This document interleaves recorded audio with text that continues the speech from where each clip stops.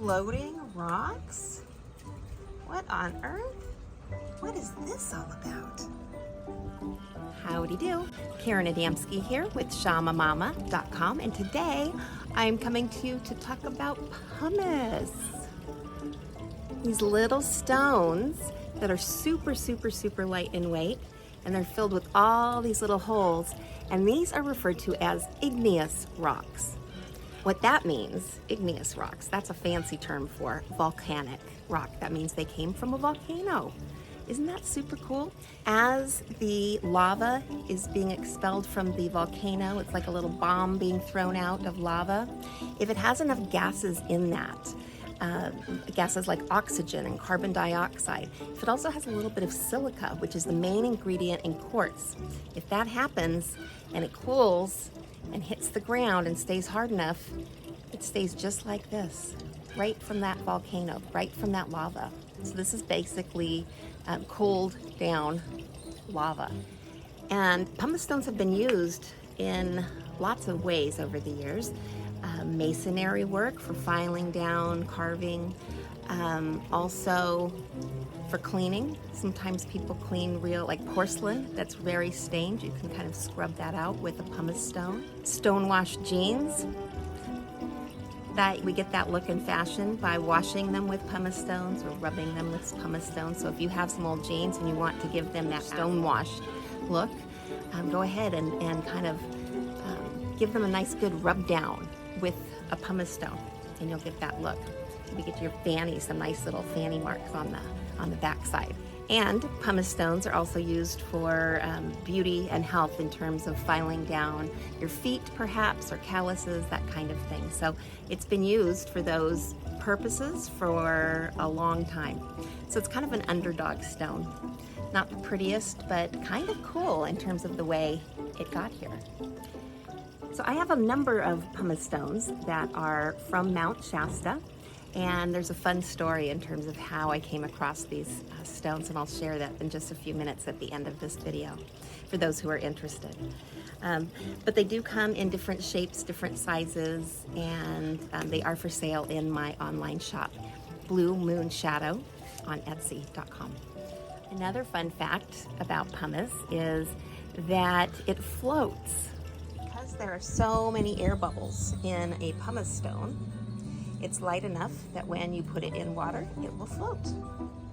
So when your rock floats, you know that it is indeed pumice. Sometimes you might come across pumice that's a little bit too dense to be really considered pumice. But when it floats, you know it has enough holes and it's airy enough to do its job. So it's kind of nice to find pure pumice stone that's naturally formed and just comes right from the earth. Many of the pumice stones that are on the market today are lab made. You are able to build pumice, like many crystals, in a lab. And you get a nice pumice stone with that. You can kind of control the size of the bubbles. So say, for example, if you go to the cosmetic store and you get a pumice kind of brush for your feet. It has a little handle on it. You know, it's got a nice little rectangular pumice stone. And you look at those holes, and they're kind of uniform. They're kind of all the same size. You look at a natural pumice stone, and it's just not like that, because it just depends on the size of the air bubbles that are there. So in a lab, they can make those bubbles a little bit more consistent and manufacture it that way. That doesn't mean that it's bad in any way. It's just a lot of it is made in a lab, and finding it naturally like this is, in my mind, very different. So, thanks for sticking with me so far. If you want to hear the story about how I came across these pumice stones from Mount Shasta, I'll tell you. It was just this year, in 2025, we took a women's retreat trip to Mount Shasta for a week, and I was taking two other friends from this trip to a cave system for the day.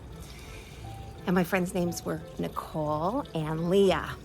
So they were there when we discovered these pumice stones.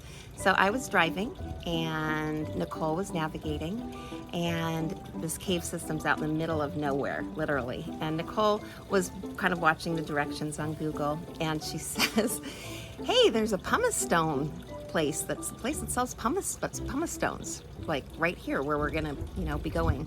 It's just a couple little turnoffs and we can make it there. So we go and pull into this place, and it was like somebody's property, and again in the middle of nowhere in the high desert. And it was an interesting place, very creative. It almost looked like his house kind of looked like a pirate ship vibe almost. Obviously he had put it together himself. There was a trailer out front and a sauna and kind of in the ground, and the land was worked with lots of different crystals and stones. It was kind of a funky, whimsical place, and we couldn't find anybody home. So as we were leaving, a man named Stuart who lived there, he's like, hey, hi, I'm here. He had been off on his land doing something, and so we got to talk with him, and it turns out that he has lived there for many, many years, and he knows of a place. It's referred to, I think, on the riverbeds or the mountain as a pumice shelf.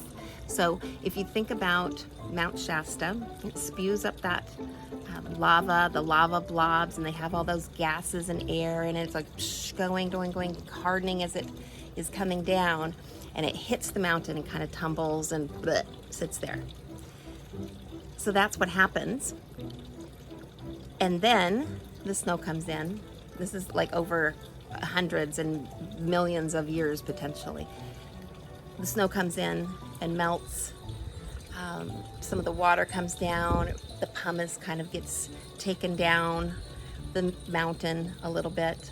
And year after year after year, it makes its way down based on the snow melt. It gets to a place that's, it all kind of collects there. And that's usually right where a river or two rivers come together, and they just sort of collect. So in the right time of year, after the snow melt, you can go to places like this where you can go day after day and continue to find new pumice that has kind of washed up in this spot. So it's a magical pumice spot that, you have to know about it. I don't know where this place is. I just know that it's near Mount Shasta, at the base of Mount Shasta, and that's as much as I know. But Stuart knew. He knew this for many years and collected many, many, many pumice stones. He was like the pumice guy in Shasta for a long time, and used to sell pumice all over the world.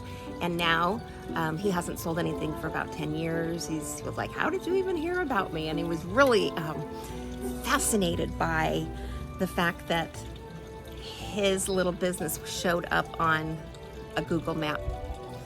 So that was kind of neat to see that he got a kick out of that. So anyway, I asked if he had any pumice for sale, and he said, sure, I've got this big box here. And so I just took what he had, and I know I will have it for a good long time. I'll probably never have to buy pumice again, but why would I want to when I know that this comes right from Mount Shasta? So this is very, very special. So for me, yes, these are pumice stones. Yes, it's scientific. The gases and the lava and the air and all of that. And that's where pumice comes from, and that's pretty darn cool.